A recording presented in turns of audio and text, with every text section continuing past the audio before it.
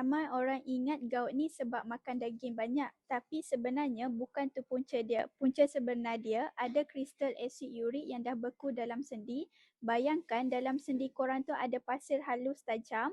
Setiap kali gerak, dia bergesel. Itu yang buat kaki bengkak. Sendi merah menyala, rasa mencucuk-cucuk sampai nak pijak lantai pun sakit. Ubat biasa, dia cuma legakan sakit, tapi kristal asid urik tu tak hilang pun. Sebab tu gout asyik datang balik. Tapi sekarang ramai dah mula guna kapsul tapak baru.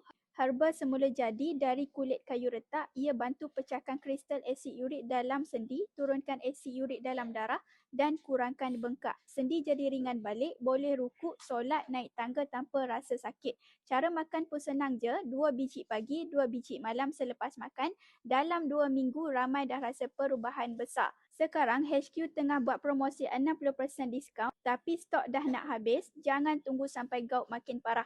Hanya klik saja di link di bawah dan rasai sendiri macam mana tapak baru bantu pecahkan kristal asid urik dari akar punca masalah.